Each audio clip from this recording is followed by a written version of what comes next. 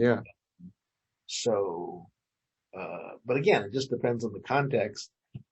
I mean, Yeah. I feel like ecstatic dance too. It's very different depending on where you well, are.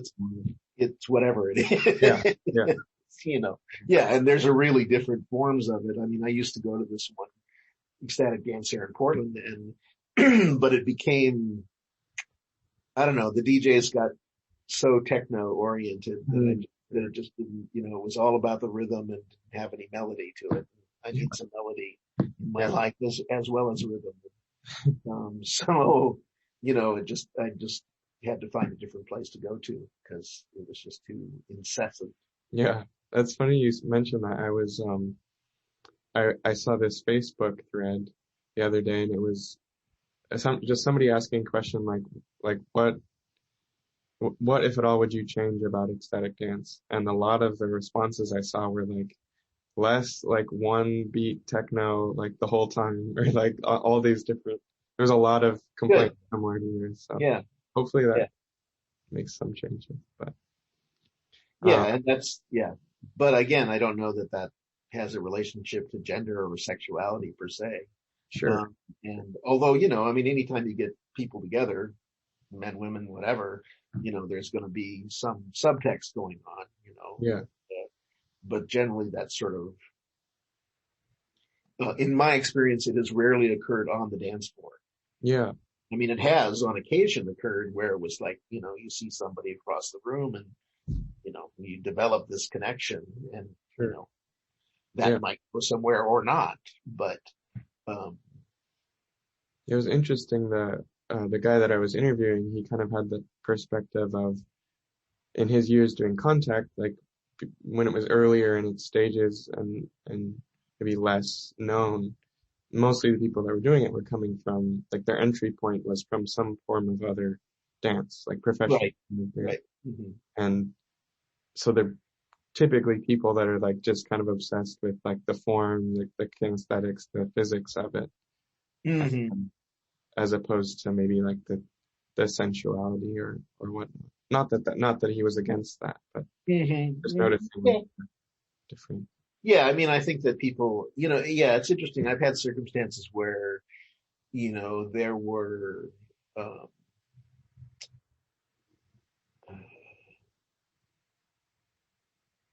there's lots of styles of dances, like every conversation. So, Yeah, and some people want to, or people in that dance world are often performance oriented. yeah, And so so to have a performance of contact is much different from just yeah, having a conversation. yeah, So sometimes you can get into situations where, you're having a perfectly fine dance. It may not, but it's not dramatic enough for sure, someone else's, yeah, desire for it, so it's, yeah, I mean, it's an interesting perspective, the professional versus non-professional, the dancer versus the non-dancer, yeah, yeah. it's, yeah. Do you see potential in CI for addressing toxic masculinity outside of the CI space? And if so, how? If not, why? Yeah, I think that, I mean, what is toxic masculinity? It's, uh, Somebody I interviewed had an interesting definition. They like kind of defined the components of it as isolation, competition, and homophobia. Like yeah, so, like the three things that add to it. yeah, and basically, contact is not competitive. Yeah, I mean, at least, I mean, there are some people who try and make it competitive, or or have some structure of competition going on for themselves in the context of a group of dancers. But essentially the dance itself, I don't see it as competitive. yeah, And it's certainly, if you're dancing with another man, it's be really hard to be homophobic. Um, sure, yeah, Unless, I mean, I haven't seen that dance. So, yeah. two homophobes dancing with each other would be I a mean, boxing I feel like match, right? they learn something about themselves then, like Well, how to yeah, or let go. either would be a boxing match, or they'd learn to to have some other perspective on what that means to touch another man. So, Sure. um, and it's the same thing with with men and women too. I mean, I think that I think that toxic masculinity defaults that relationship to sexuality versus just having a conversation, you know. Yeah. And so yeah, I think it naturally just by the nature of it, I think contact is definitely anti-toxic masculinity. Sure. Um, is there anything within or without side of CI that you would like to see the form like try to address, or you think does naturally? I don't really feel like I'm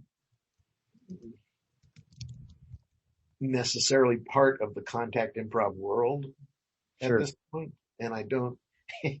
And my experience of the contact improv world is that it's highly disorganized. Yeah. Yeah.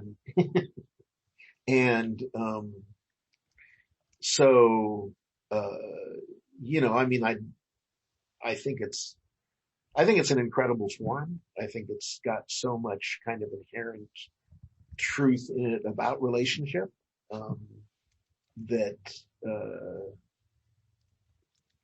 it sort of can't help but be a positive thing, as long as you sort of stay true to that idea that you're not formalizing it to the Yeah. point where you have to have certain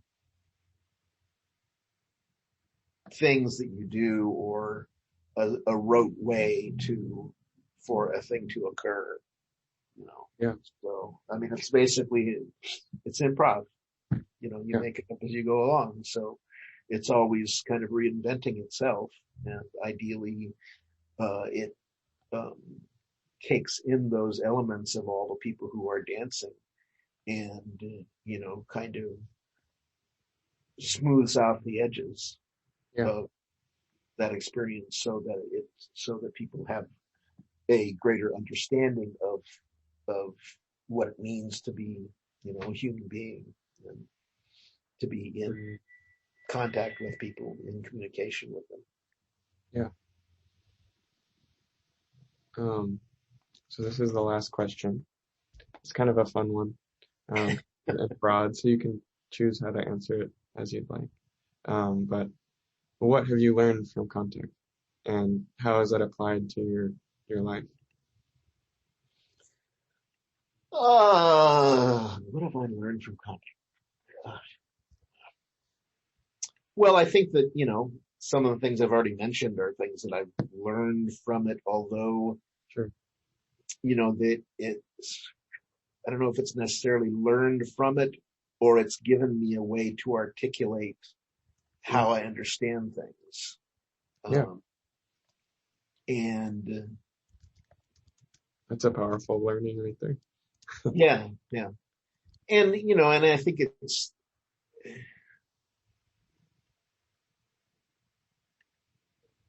just the experience of it itself gives you a different way of sort of operating, Yeah. In terms of the meditative aspect of it, but also in the terms of the collaborative creation involved in the dance. Yeah. That you're not leading, and you're not following, and there's and yet you're still going somewhere. Yeah. Yeah. So yeah, so hopefully, I mean, those things have all had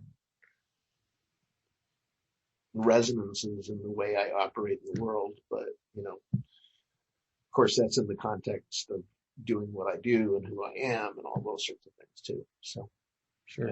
I can't say that yeah, it's hard for me to pin down exactly how it would have influenced